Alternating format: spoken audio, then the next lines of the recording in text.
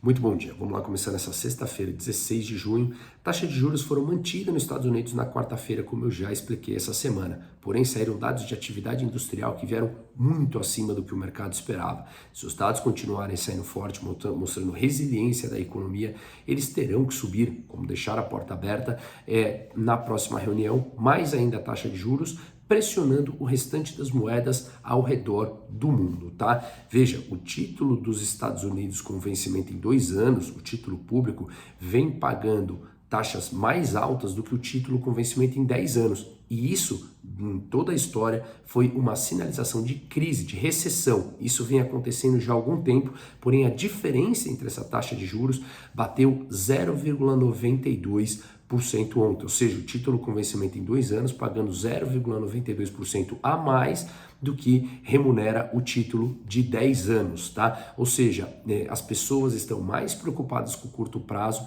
do que emprestar o dinheiro no longo prazo, e isso é sinal de recessão, tá? Que virá, na minha opinião, virá. A questão é quando.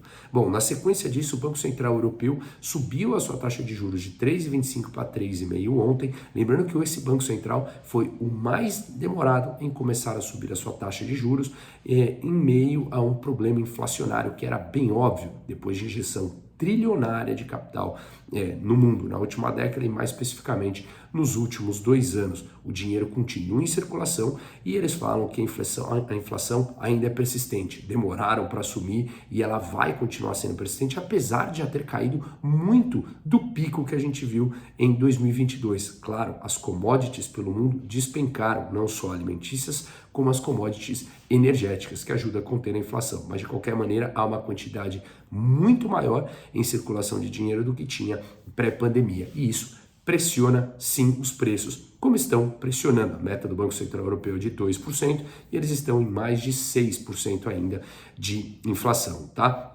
Na contramão do mundo, a China baixou a taxa de juros de curto prazo na semana passada, como eu expliquei. Ontem, ela baixou a taxa de médio prazo e através dessa linha de crédito, ela injetou 33 bilhões de dólares na economia. A China vem apresentando dados bastante complicados do setor de serviço, do setor industrial, desemprego entre jovens e principalmente o setor imobiliário, com muitas empresas dando calote. O setor imobiliário chinês representa mais de 20% do PIB. E lembrando que a China, com problemas de crescimento, afeta o restante do mundo. Ela é a maior importadora de mais de 150 países do mundo, inclusive o Brasil, tá? Então, não é surpresa nenhuma em que o governo chinês, o governo comunista chinês, totalmente intervencionista, faria esse tipo de escolha, injetar mais dinheiro ainda na economia, que pode sim dar um boom no curto prazo, mas trará problemas no médio e no longo prazo, como a gente sempre explica aqui, tá?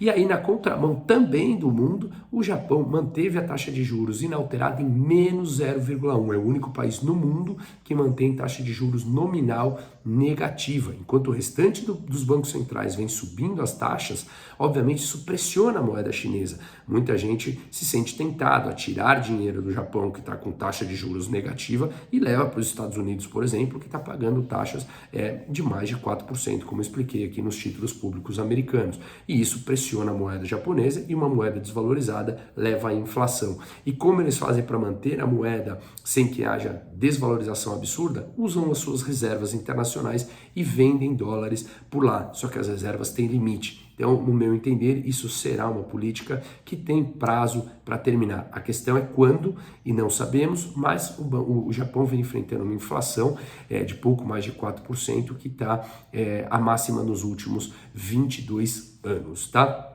Pois bem, falando aqui no Brasil, a Petrobras baixou o preço da gasolina a partir de hoje em 13 centavos por litro. Segundo a ABICOM, Associação Brasileira dos Importadores de Combustíveis, o Brasil ainda pratica um preço com uma gordura frente ao mercado internacional. Então, o governo aproveitou a queda do petróleo internacional, que vem despencando nos últimos dias, e conseguiu reduzir o preço. Pode ser até já para ganhar uma gordura, afinal de contas, em julho, eles voltam com os impostos que eles precisam para fechar as suas impossíveis contas do país.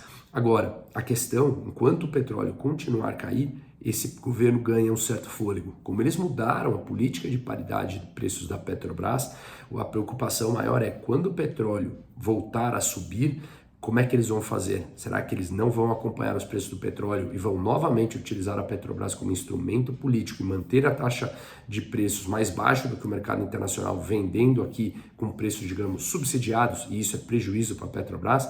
Aí a coisa começa a complicar. E enquanto o petróleo no mundo está caindo, eles ganham esse fôlego intervencionista que nunca dá certo, tá? E mais, falando em intervencionismo, Rui Costa, depois da reunião ministerial que eles tiveram de mais de 9 horas ontem de todos os ministros desse governo, Rui Costa, o ministro da Casa Civil, saiu falando mais de suas bravuras populistas de Lula. Ele parece que repetiu ali basicamente o programa dos últimos 20 anos do PT, que a gente sabe que são atrasados e que nunca dão certos. Basicamente, anotei alguns pontos principais em que ele mencionou que tivemos queda da inflação e da curva de juros futuro. Sim, por motivos que eu já expliquei em outros vídeos maiores e principalmente aqui da queda das commodities no mundo todo. Então, e que a curva de juros havia subido o futuro muito antes, justamente na expectativa de que o governo fosse extremamente interventor, com um arcabouço que seria muito mais radical do que foi apresentado. Isso não significa que esse está bom, ele continua aumentando o endividamento, então é um arcabouço muito ruim. Inclusive, no Senado devemos ter alguma mudança para gastar mais, já que a Simone Tebet falou que precisaria de mais 30, 40 bilhões de gastos para fechar as contas.